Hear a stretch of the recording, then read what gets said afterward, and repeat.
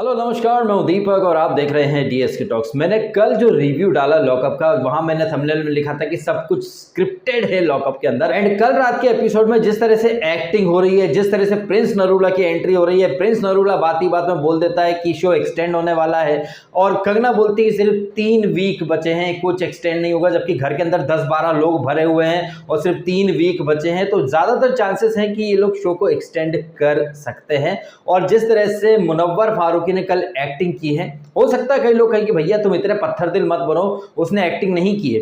जब ये सीजन शुरू हुआ था और जब मैंने मुनव्वर की वो एंटी सीएए और सरकार से जो नफरत है, जो मोदी से वो नफरत करता है, तो मुझे कुछ कमेंट आए थे। वहां पर मुनव्वर के सस्ते वकील ये कह रहे थे कि 2002 के जो दंगे थे ना, उसमें मुनव्वर की माँ की डेथ हो गई थी, दंगाइयों ने जला दिया था तो मुनव्वर की माँ जिंदा जल गई थी। डीएसके समझा करो, डीएसके समझा करो। ठीक है, मैं समझ गया था, लेकिन कल जिस तरह से सीक्रेट भी मतलब मुनव्वर ने बाद में बजर दबाया था एंड टेक्निकली उसको अपना सीक्रेट बताने का कोई अधिकार भी नहीं था, लेकिन इसके बावजूद कंगना रनावत जो है वो मुनव्वर को अलाउ करती हैं, जबकि मुनव्वर से पहले अली मर्चेंट ने अपना सीक्रेट बताकर खुद को सेव कर लिया। और जनरली हम देखते हैं कि सीक्रेट बताने वाली टास्क में एक ही बंदा सीक्रेट बता सकता है, खुद को बचा सकता है, लेकिन यहां पर मुनव्वर फारूकी ने जबरदस्ती बोला हाथ ऊपर करके क्या मैं बता सकता हूं, भले मुझे बचाओ मत बचाओ, लेकिन मैं सीक्रेट बताना चाहता हूं क्योंकि दिल हल्का करना चाहता हूं। और उसके बाद मुनव्वर ने जो कहानी बताई 2007 की, 2002 नहीं, यहां ध्यान दीजिए 2007 जनवरी की बात की मुनव्वर ने, ना कि 2002 में क्या है कि राना अय्यूब, बरखा, रवीश, राजदीप ये सब अटके हुए हैं।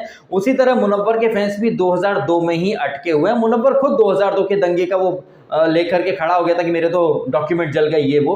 कल मुनव्वर ने कहा कि 2007 जनवरी के महीने में उसकी मां खत्म हुई थी, और जो रीजन बताया कि उसकी मां क्यों खत्म हुई थी, मेरी पूरी सहानुभूति है। जिस तरह से मुनव्वर ने बताया हॉस्पिटल का सीन, ये सब कुछ मैंने अपनी जिंदगी में भी फेस किया। मेरे पापा जी का एक्सीडेंट, हम दिवाली की रात को गए थे टी चौथरम हॉस्पिटल इंदौर, कोई डॉक्टर नहीं था, रोड एक्सीडेंट में पिताजी ऑन द स्पॉट खत्म हो गए थे। तो ऐसा बिल्कुल नहीं है कि मैं दूसरों की तकलीफ है, दूसरों के दुख दर्द को नहीं समझ सकता, मैं अच्छे से समझ सकता हूं। जितनी दुख तकलीफें स्ट्रगल मुनव्वर ने झेला है, आई थिंक उससे डबल मैं झेल चुका हूं। और ये मुनव्वर के फैन जो मुझसे उम्मीद करेंगे मैं मुनव्वर के लिए सिंपैथी जताऊं, वो आए दिन मुझे ट्रोल करते रहते हैं, गाली गलौज करते रहते हैं। तो मुझसे कोई सिंपैथी की उम्मीद मुनव्वर के फैंस बिल्कुल ना रखें। मुनव्वर ने कहा कि उसकी मां जब खत्म हुई तो उन्होंने एसिड पी लिया था। अब मुनव्वर की मां ने एसिड क्यों पिया, उनके परिवार में क्या तकलीफें थी, पिताजी क्यों घर गृहस्थी पे ध्यान नहीं देते थे, मुनव्वर की मां ने एसिड पीने से पहले 6-7 दिन से कुछ खाया भी नहीं था, फैमिली में बहुत ज्यादा इश्यू चल रहे थे, और ये सारी जो रीजन थे कहीं ना कहीं मुनव्वर की मां ने मजबूर होकर के वो सुसाइड करने वाला कदम उठाया एसिड पीकर। लेकिन इस सीजन के स्टार्ट में मुनव्वर के फैंस मुझे कुछ और ही कहानी सुनाया करते थे। तो जैसे अंदर मुनव्वर एक्टिंग कर रहा था डे 1 से, वैसे बाहर उसके फैंस भी एक्टिंग पे एक्टिंग कर रहे थे। यहां पर कंगना ने तो मतलब कमाल ही कर दिया एक्टिंग में। जनरली कंगना बोलती है कि एक आदमी सीक्रेट बचा के बच सकता है, लेकिन यहां मुनव्वर को अलाउ भी करा, न सिर्फ अलाउ करा बल्कि उसे सेव भी कर दिया। और पायल के बारे में तो मैं पहले भी कह चुका हूं, बार बार वो हिंट दे रही है कंगना जिस तरह से बोलती है कि आप डिजर्विंग हो, आप बस अपने आप पे फोकस करो, गेम अप करो, ये करो वो करो।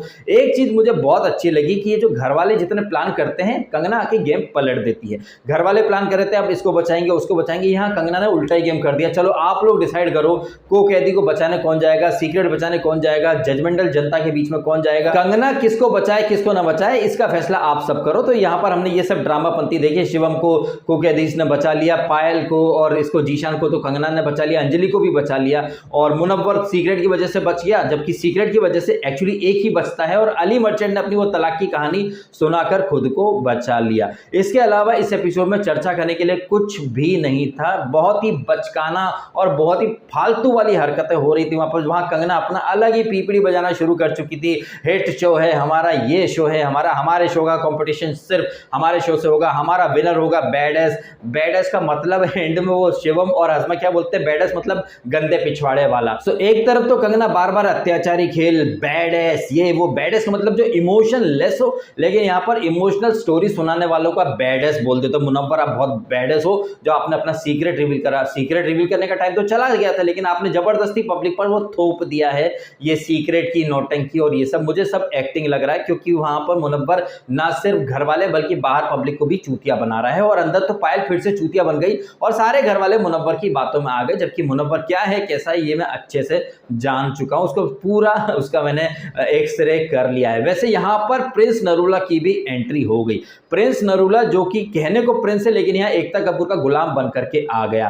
कंगना उसको इंट्रोड्यूस करती है कि रियलिटी शो उसका प्रिंस और केवी में बहुत कुछ सिमिलर है। जैसे कि प्रिंस जो है वो हर रियलिटी शो का आगे जीत जाता है और केवी जो है वो हर रियलिटी शो को हार जाता है। तो यहाँ पर प्रिंस आया है, सिर्फ 21 दिन बचे हैं, सिर्फ फिनाले जो है उससे 3 वीक पहले प्रिंस की एंट्री कर दी है। ये जो left wing, right wing, orange army और टीम केसरी कही है या फिर टीम ब्लू, ये सब डिसॉल्व हो गए हैं। सब के सब केसरी कपड़ों में आ चुके हैं, सब इंडिविजुअल गेम खेलो। कंगना ने हिंट तो दे दी है कि हमारा जो विनर होगा वो झुंड में चलने वाला नहीं होगा, हमारा विनर जो होगा वो फियर्स होगा, फियरलेस होगा, इंडिविजुअल थॉट प्रोसेस वाला होगा। इन शॉर्ट वो पायल रोहतगी का नाम लेना चाहती थी, क्योंकि वो अकेली है जो कि धाकड़ भी है और एकदम अकेली इंडिविजुअल थॉट प्रोसेस के साथ अकेली खेल रही है।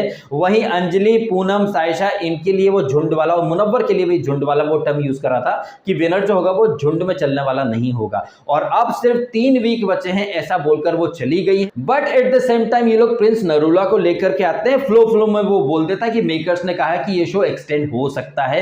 अब इस बात को मैं ऐसे लेकर के चल रहा हूं कि शायद 1-2 वीक के लिए ये लोग एक्सटेंड कर भी सकते हैं, क्योंकि सिर्फ 3 वीक बचे हैं और देखा जाए तो घर में 10 लोग थे, अब एक और आ गया, 11 लोग हो गए हैं। अब 3 वीक में 11 में से 6 लोगों को कैसे निकालते तभी टॉप 5 बन पाएंगे। तो आई थिंक यहां पर ये लोग 1-2 वीक का एक्सटेंशन जरूर कर सकते हैं, ऐसा मुझे लग रहा है। अब आप कमेंट करें और बताएं आपके एक्सपर्ट ओपिनियंस। क्या आपको लग रहा है कि प्रिंस नरूला यहां पर वाकई में कंटेस्टेंट बन के आया है या सिर्फ ऐसे ही टाइम पास एक्टिविटी के लिए आया है? और अगर वो टाइम पास एक्टिविटी के लिए आया है तो वो जो सीरियल विनर का जो टैग है, बड़ी बड़ी बातें वो बिग बॉस में भी करता था, हर शो में जाता हूं जीत के आता हूं, तो यहां पर उसको जिताएंगे या फिर यूं ही विकास गुप्ता की तरह बस कुछ दिन रख के खिला पिला के निकाल देंगे? कमेंट करके आप अवश्य बताइएगा।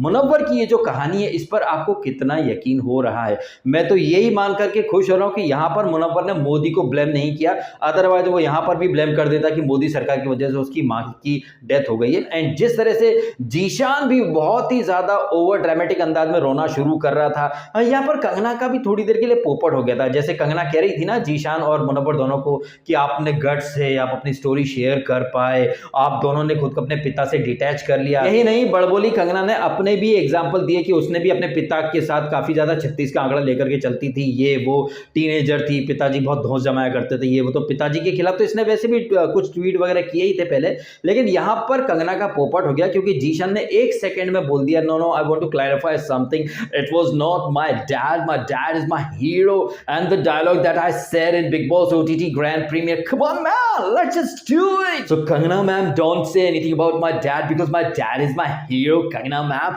otherwise there were some other relatives of my family, because of them our family suffer a lot, so please Kangana ma'am, don't say anything about my dad because my dad is my hero, come on dad, let's do it।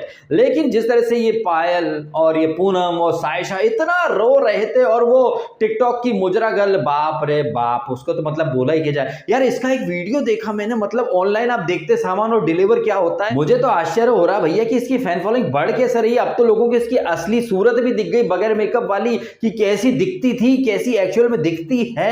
इसके बावजूद लोग मतलब क्या है भाई, ठरकपंथी का कीड़ा है, वो कुछ ना कुछ ऊपर नीचे हिलाती रहती है, लोग इसके दीवाने बन गए। तो मतलब ठरकियों का कहीं ना कहीं भर भर के सपोर्ट मिल रहा है इस टिकटॉक क्वीन को। सो ये टिकटॉक की नल्ली अंजलि जो कि मुंजली के नल्ले और फेक हैशटैग के बूते बहुत हवा में उड़ रही थी, कंगना ने सब कुछ डिसॉल्व कर दिया है। ये टीम ऑरेंज ब्लू वगैरह सब डिसॉल्व हो गए, सब इंडिविजुअल हो गए। अब देखते हैं कि जो लोग मुंजली की माला जपते थे वो मुंजली में से मुन्ना को वोट करेंगे या फिर अंजलि को वोट करेंगे, ये देखना काफी इंटरेस्टिंग होगा।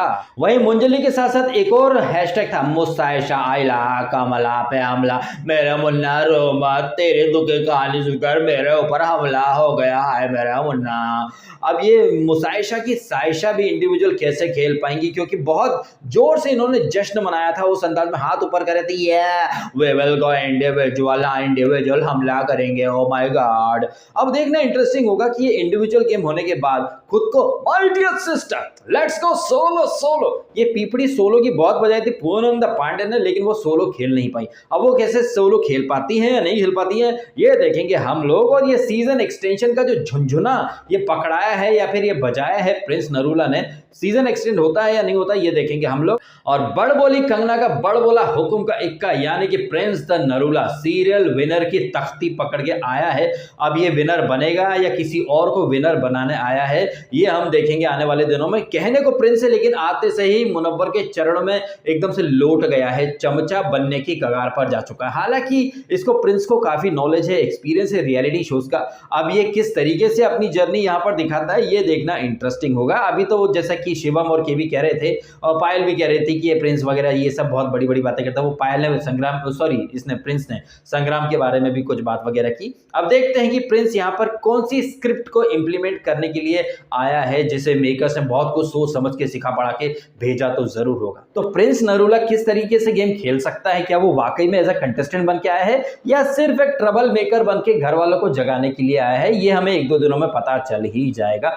अब आप कमेंट करके जरूर बताइएगा, जब इतने तमाम लोगों में से आपको सिर्फ मंदाना को ही निकालना था और उसको वैसे भी निकलना ही था, वो तो बार बार बोल भी चुकी है। वैसे साइशा ने भी लास्ट वीक बोला था कि निकाल दो भैया, कमला पे हमला बर्दाश्त नहीं होता। तो यहाँ पर कंगना ने घर वालों को कोई रियलिटी चेक तो दिया नहीं, जबरदस्ती में घर वालों को पंप कर दिया कि इंडिविजुअल खेलो, बिंदास हो जाओ, बैडेस हो जाओ, ये हो जाओ, वो हो जाओ। जब आपको जजमेंटल जनता की कोई कदर ही नहीं है, जब आप अपने हिसाब से लोगों को निकाल रही हो, ये कर रही हो, वो कर रही हो, तो आप अब ये वोटिंग सिस्टम बंद कर दो और लॉकअप का नाम बदल के धर्मशाला रख दो। इतने वाइल्ड कार्ड आप भेज चुके हो, जीशान को भेजा, उसके अली को भेजा, चेतन हंसराज को भेजा, साइशा को फिर से भेज दिया, केवी को निकाल के फिर से भेज दिया, मंदाना को भेज दिया, अब प्रिंस नरूला को भेज दिया। कुछ दिनों में किसको, युविका को भेजोगे? मेरे कहने का मतलब है कि जैसे इन लोगों ने बिग बॉस 14 में नहीं चैलेंजर के नाम पर गुप्ता, अर्शी, वो ठुल्ला पंजाबी, दोस्त क्यूटनेस का झरना, इन लोगों ने बिग बॉस को धर्मशाला बना दिया था। हमें भूलना नहीं चाहिए कि टीम वही है जो कोर टीम है बिग बॉस की एंडेमोल वाली, वो टीम यहाँ पर भी है। तो इन्होंने लॉकअप को भी एक धर्मशाला बना के रख दिया है और प्रिंस नरूला